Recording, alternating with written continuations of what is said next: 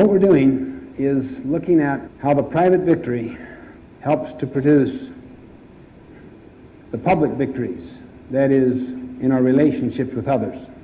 And this is where habits 4, 5, and 6 are involved. Habit 4, as you know, is to think win-win. Habit 5, to seek first to understand, then to be understood. And habit 6 is to synergize. So, do you want to come up and help me a minute? Look strong and healthy. Need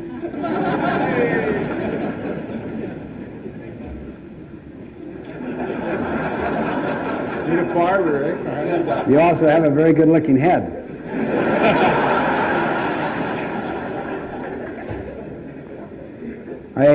Ron, have never lost an arm wrestle. Okay. And I don't intend to now. You're either going to be down there or I'm going to be down there. Okay? Now, see this triumvirate right there? Yes. They're going to fund this exercise so that if he puts me down here, he gets the dime. Okay? Can the three of you have pockets that deep? Let's stand over here a little more. And if I put you down here, that means you give me the dime. Fair enough? You can draw on all of those behind you. All right, now brace yourself, Ron. Put your elbows close together. Okay. Now,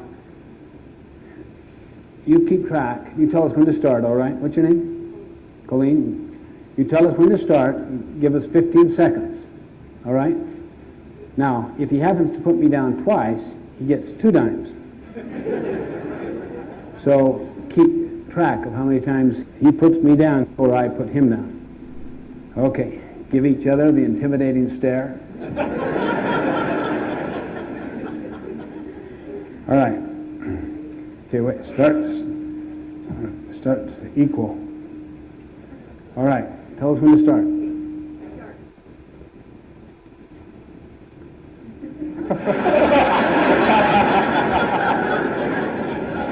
It's faster if we both win. Yes, I see.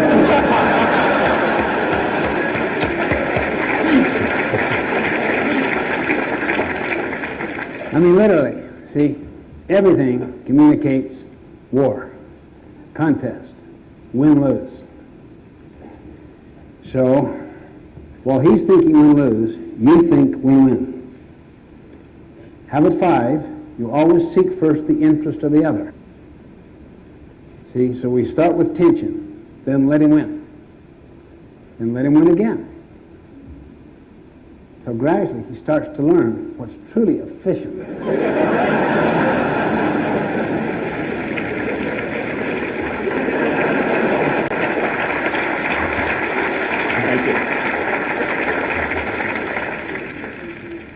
He learned fast, but most people, seriously, I've had some situations where they just literally hold me down.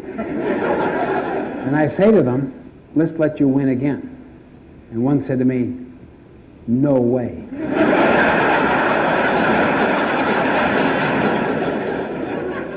I mean, seriously, win-lose poisons the mind. You don't trust anything, see? Habit 4, think win-win, lies at the very heart of all relationships. Think win-win is the habit of mutual benefit. It's the habit of the golden rule. It's the habit of abundance. The underlying paradigm or principle is abundance. There is plenty out there and to spare. So you don't have to be threatened by the strengths of other people. You can nurture competency around you higher than your own. It doesn't threaten you. You can share knowledge. You love to share knowledge. You can share recognition, gain, profit. But if people derive their sense of worth from being compared from the external, from the social value system out there, how well they stack up, they're always in a state of anxiety. They're always studying the pecking order. They're concerned about how they're dressed, how they look. They're into posturing, and they are threatened by competency around them. They feel that if they share knowledge, they lose unique advantage. It gives others the same awareness they have. They lose some power. If they share power, they have less. It's like a piece of pie. There's only so much. If you get the recognition, I may not get it. If I share gain or profit with you, we will have less. It's the paradigm of scarcity, not the paradigm of abundance. Most people have never had profound experiences with win-win people. They don't really believe there's such a thing as win-win. It's either you win or you lose. You're either tough or you're soft. You're strong or you're weak, see? They think in dichotomies, either or. Those people will inevitably produce politicized cultures where politics run things, reading tea leaves, social inventions, natural laws will not govern. Or they will become martyrs. They'll go for lose-win, particularly among the so-called important people. And then they'll often take out their energy on the ones that they can control, so that they're lose-win above, win-lose below. What happens at the side all depends on the moods, the ego. What happens in the marriage, is it equal? Is it unequal? What happens with the kids? What about your employees?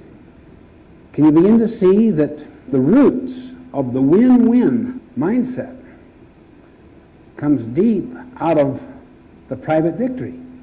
If the private victory is real and sincere, you're at peace.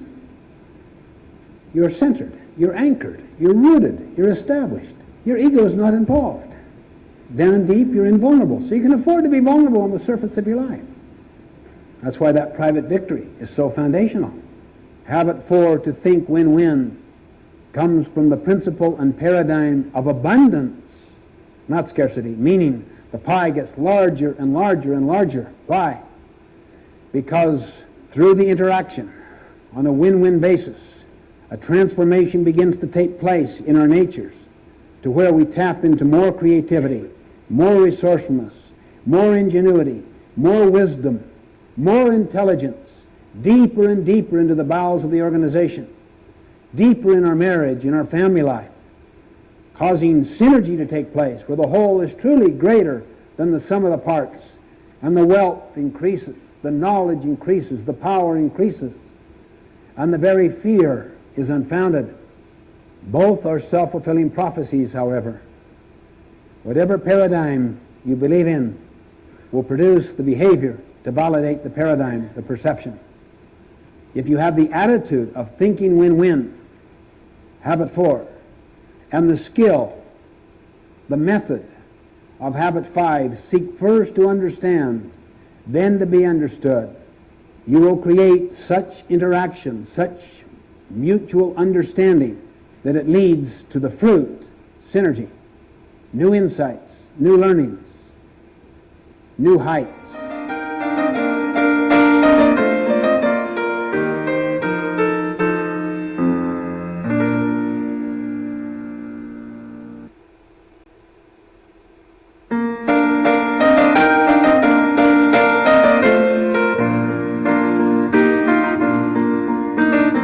It all has to start with the person.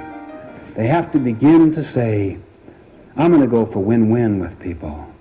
One man said to me, Stephen, come on. I mean, the world isn't like that. I know this sounds good, but really, this is so idealistic and you know, I like it, but it's really not like that. I said, well, why don't you go for win-lose? He said, well, most of the time we do. Or lose-win. Sometimes we have to do that, but it is a competitive world. It isn't a cooperative world. I mean, I think you're living too much in the ivory tower of theory and abstraction. I said, well, I better listen to you a little more. Okay, he said, I'll tell you. He said, we try to go for win-win. We listen to your counsel. and tried to practice it. In fact, just recently, we were renegotiating our lease arrangements with the mall operators and owners. And we had a win-win attitude. We were open, we were conciliatory. They saw that as weakness, as softness, and they moved in, and they took us to the cleaners. Why did you go for lose-win? We didn't. We went for win-win. I thought you said they took you to the cleaners. Yeah, they did.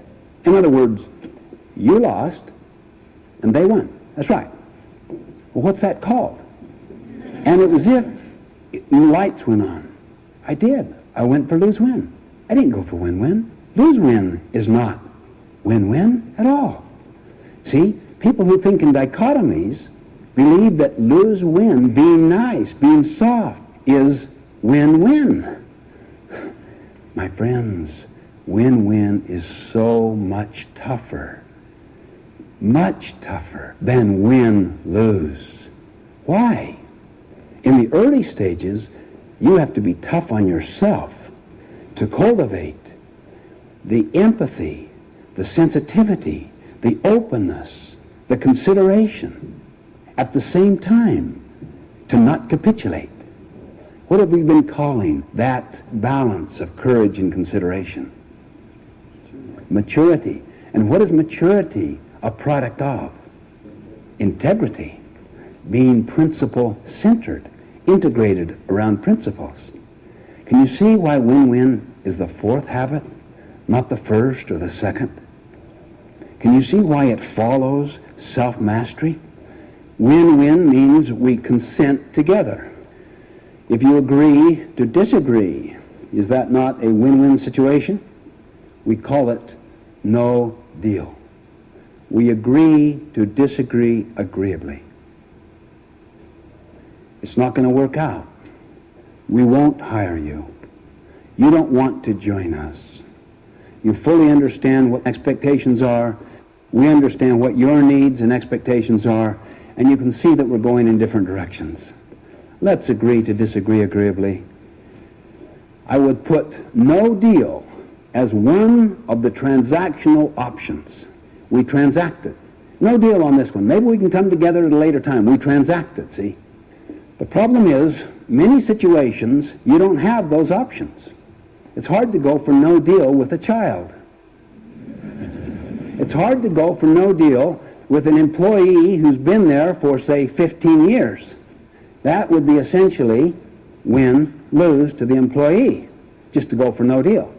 Now, if you could come up with a no-deal option that has the elements of win-win in it when the separation takes place so that the person feels like that was an honest and equitable and fair settlement and you feel the same way, then that is carrying no deal in a situation where you're locked in without any other options to a successful win-win conclusion. I'm telling you, no deal is one of the most liberating options imaginable. I'll tell you why. Look, let's say I'm trying to interact with somebody on a very tough situation. Say this gentleman here. And I say to him right up front, if we can't work this out, maybe we should work out the best no-deal arrangement possible. But I really want to go for win-win. Let me listen to you first. I need to understand how you see it. I then want to be understood. I see. Well, no deal's always an option. I can be very open. I don't have to manipulate. You'll have a quality of a relationship. You'll have, hopefully, a synergistic solution to problems. The spirit of consensus in the culture. The spirit of synergy and decision. That's the end in mind. It's not that I got my way or he got his way. Now, if I'm deeply committed to win-win or no deal, I can be so open and honest, I don't have to have hidden negotiation techniques. I can just say, that's not a win as I see it, but I need to understand more. Why it's such a win? I see. Then he tries to understand me, and as we interact back and forth, something dynamic happens that is absolutely magical in its effect upon the human spirit. Gradually, we conclude, no deal is best. Or, we've come up with something that is so much better than what you and I initially thought of.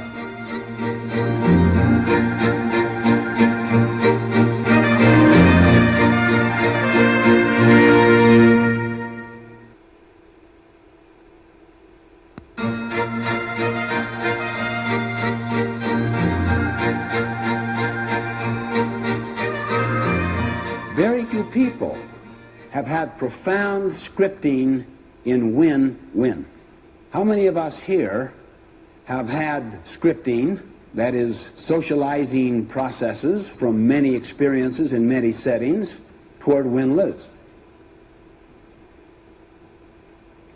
How many have been scripted or mentored a little more toward lose-win? How many have been scripted that when you really get into interdependent situations where you have to cooperate in order to accomplish a commonly desired goal, that the best you can come up with, realistically, is compromise? How many have been scripted in that way? We're talking here about these scripting sources where people get their models and their mentors. Entire cultures, entire groups or organizations, not just individuals, script. You almost get absorbed into the milieu, the climate of an organization or a family, and a lot of people never even think about it. It's the air they breathe. They never question it. It's like the pair of glasses. You never really question the lens. That's literally how the scripting toward win-lose or lose-win, or just the kind of narcissistic, selfish approach of win starts. Let's just look at some of those. First, the family. Particularly if love is given conditionally. In most people's lives, they've been powerfully scripted toward win-lose. The key scripting, the key mentoring and modeling is in the first few years with the family. That's why I often say to parents that the kindest thing that a husband or a wife can do for their children is to treat the husband or the wife, the spouse, with tremendous respect and love and consideration, and to model in the home a win-win approach to problem solving rather than a fighting approach or a flighting approach, kind of giving up. Always be grateful for the child that tests you the most, because it's that child that enables you to show unconditional love, love without condition. And when the other children sense that, they too know they are loved unconditionally. But if you love conditionally, and you've got one that really tests you to the very limits, and you, in a sense, give in to a win-lose spirit, or a lose-win spirit, to where you just kind of bag the child, just have your way, do your thing, or whatever, you've instantly communicated to the rest, when push comes to shove, if it gets too far, you too will be loved conditionally. And the root of unconditional love is so basic to the concept of the abundance mindset, see, to where your security comes from within instead of from without, where you compare it to other people. Because if you're constantly in a state of comparison, then obviously you're going to be scripted emotionally toward win-lose. So basic. And that's in the family. And there are so many things you can do in the family. The most foundational one is how you treat your spouse. And then how you treat the child that tests you the very most. Then do everything you can to create a win-win approach in all that takes place. We used to do our family work parties on Saturday morning. So we'd set a goal to have so much done by a certain time, and that everyone would do what's necessary, and then we would have a special kind of party or some reward. We'd go do something as a family. In bowling, we would go for a family score instead of just for individual scores. There are so many ways you can start to inculcate the spirit of win-win. Now, that doesn't mean there isn't a place also for some parlor games and competition. The key thing is that there's respect for both forms of human interaction. They each have their place in life. But let's not push out the interdependency and the cooperation in the name of everything is a big competition. I would say that if you're in the school business, or if you could influence the school business, to try to get a spirit of teamwork at schools.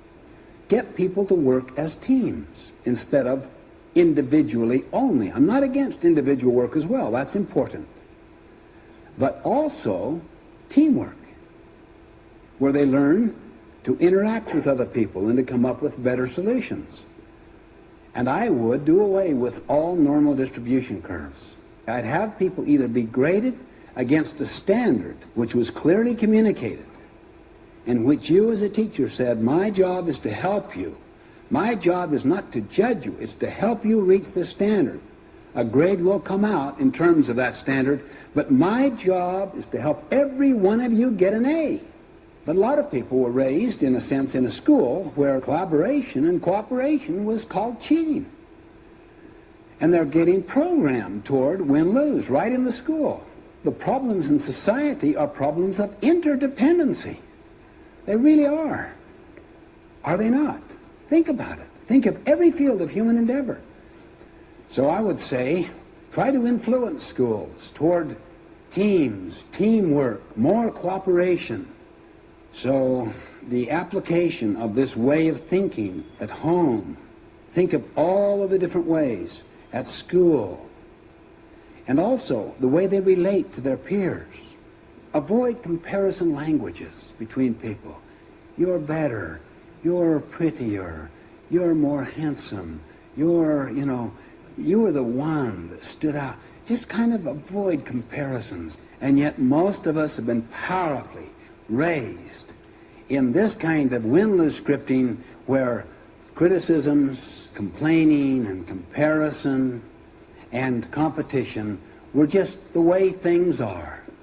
How many can relate to that? See, most of us can. Oh, athletics. Let me just mention a couple there. I saw my son Stephen training his son Stephen to prepare for a particular soccer game. And he was talking about the goals to be accomplished. I was so impressed by that. So I went to my son Joshua in his soccer game and basically said to him, son, let's talk about what some of the goals could be. What do we want to accomplish? You know, in his mind, primarily because of the culture, was what? Win, okay? So we put that down as one of the goals. We want to win. Now, do you want to try your hardest? Do you want to do your best? Would that be another goal? Yeah? Yeah. What if you tried your hardest and achieved that goal even though you didn't win? Now, what about a team spirit? Do you want to pull together as a team instead of just having hot-dogging, grandstanding people that want all the attention? Do you want to assist people and be happy for them and be happy for the people that hardly ever have a chance to play so that they can develop some skills too and really hope for other people's successes? What would you think of that? Another goal. Have you ever gone to a game where you had fun till you lost, then it was no fun? What about having fun? And probably the most important goal of all is learn. To learn. What did you learn? What did the team learn? And so, since that time we started that process, we literally, after every game, go through the 5 goals. Did you try your hardest? Did you win? We lost. Did you try your hardest? I did. Did you work as a team? Did you try to assist? Were you happy for other people's successes? Yes, I felt good about that. Did you have fun, son? I did. It's a lot of fun. It's more fun, he said, when we win. Yeah, it is. But that doesn't mean you can't have fun when you lose. Did you learn? What did you learn? Do you think the team learned? What did the coach say to you afterwards? Look, you accomplished 4 of the 5 goals. It's tremendous, son. One time you won. You accomplished 5 of the 5 goals. And you learned. I mean, that'll help you better accomplish the next time you play.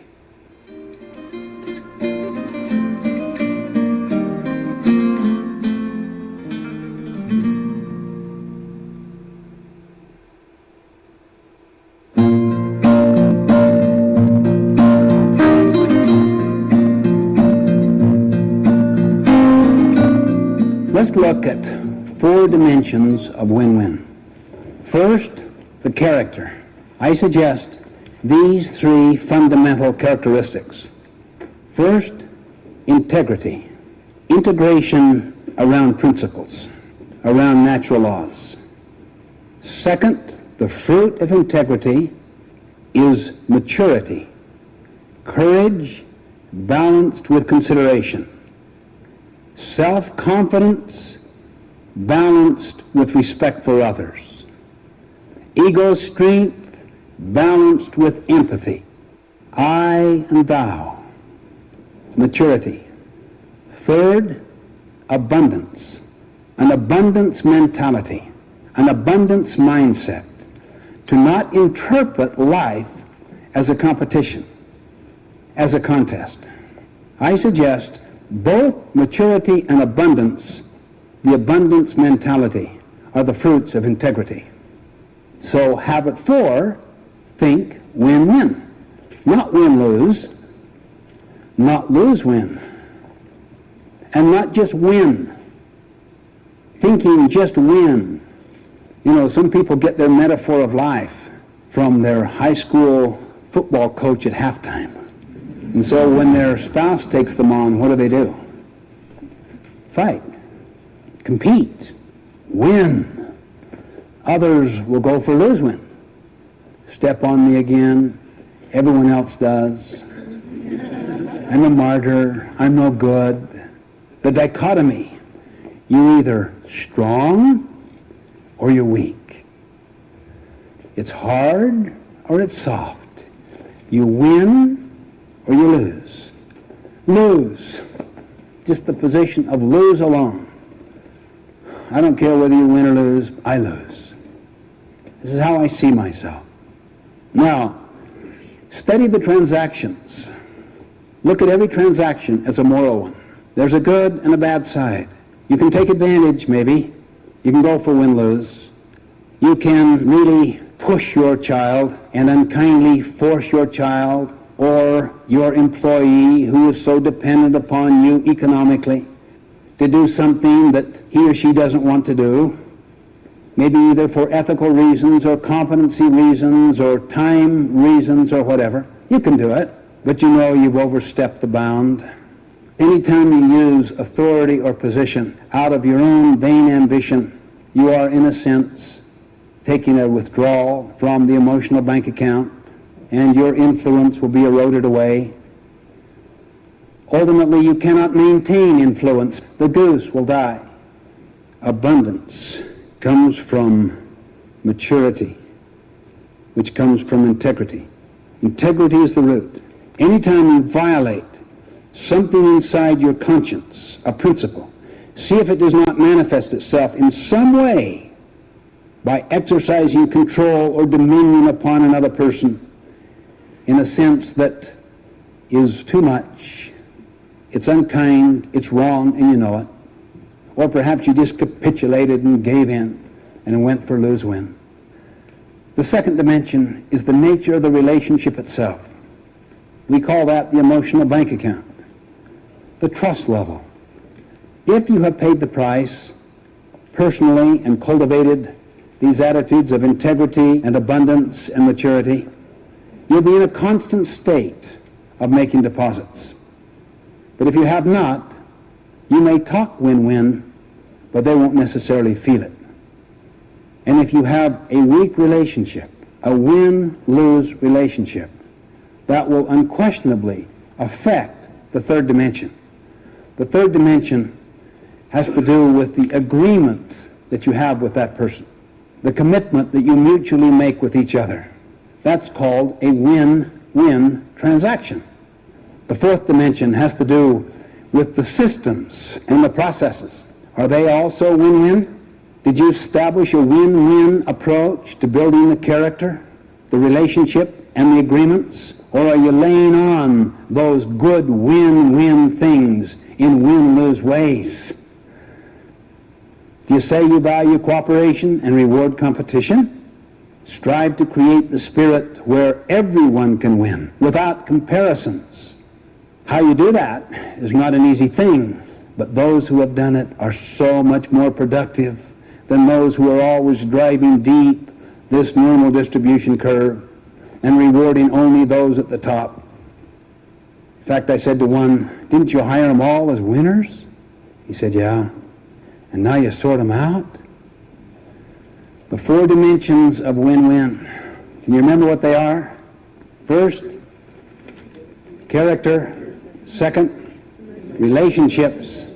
Third, agreements. And fourth, win-win systems, win-win processes.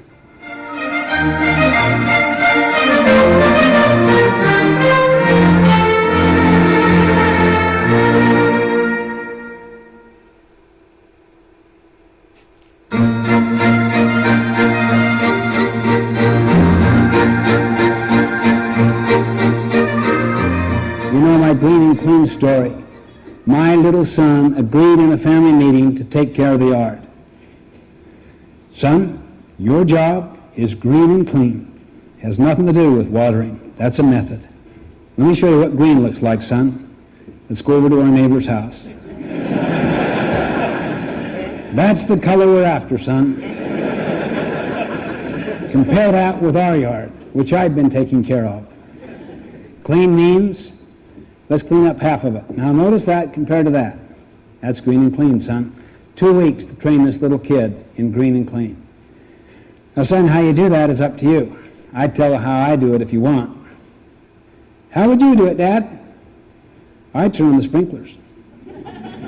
But you may want to use buckets or hose or spit all day long. All we care about is what, son? Green and clean. What's green look like? Good. What's clean? Good. It's your job, son. Guess who your boss is, son? Who? You boss yourself. Guess who your helper is? Who? I am. You boss me. I do? Many times I'm away. Many times I'm very busy with other things. But if I ever have any time, you need help, you just tell me what to do and I'll do it. And guess who judges you, son? That's right, you judge yourself. How do you think you judge yourself, son? Green and clean. What's green now? What's clean now? Good. Is that a deal, son? You think about it for a day or two. Saturday. How do you feel, son? I'll do it. Do what? Green and clean. How? That's up to me. Who's your boss? I boss myself. Who judges you? I judge myself. How do you judge yourself? Green and clean. What's green? Good. Clean? Good. Who's your helper? You are if you have time. What if I don't have time? I got to do green and clean. Is that a deal, son? Deal was made. You did nothing.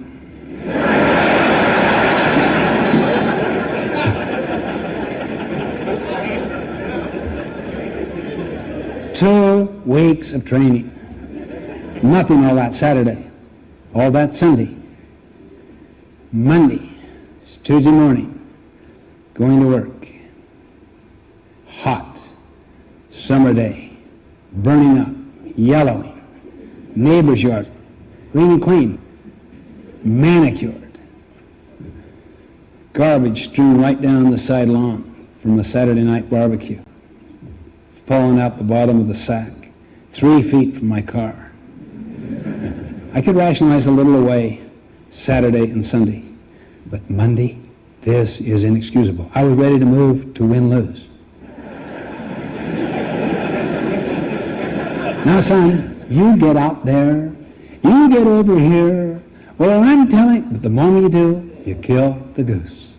You kill effectiveness. You go for efficiency. Yeah, he'll clean that up. And what happens tomorrow when you're not there? Bite your tongue. Reaffirm your purpose. Raise boys, not grass.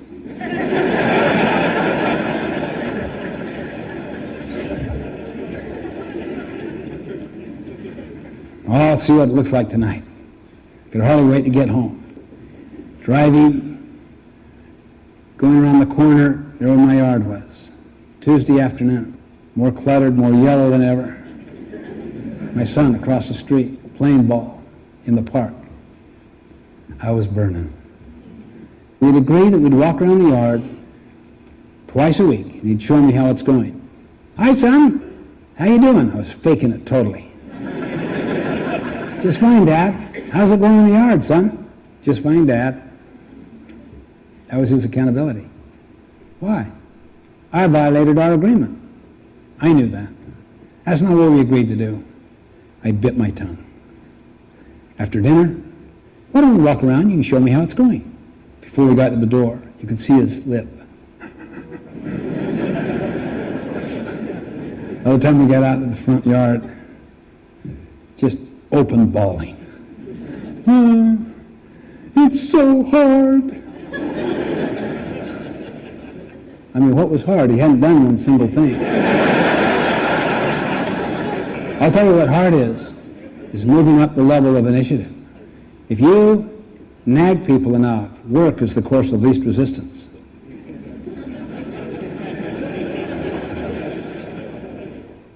You cannot hold people responsible for results if you supervise their methods. Anything you want me to do to help, son? Would you? What was our agreement? You said you'd help if you have time. I've got time. Just a minute, Dad. Ran in the house, came out with 2 sacks. He handed me one, he took one. It makes me vomit. You picked that up. Just took that wet garbage, stuffed it in the sack, you know. That's when he signed the win-win performance agreement. And he only asked for help a couple more times that entire summer. It was his job. It takes time to set up the agreement and to reaffirm it. The tendency is to backslide on it when you see mistakes. Keep believing in the people, holding them accountable in the way agreed.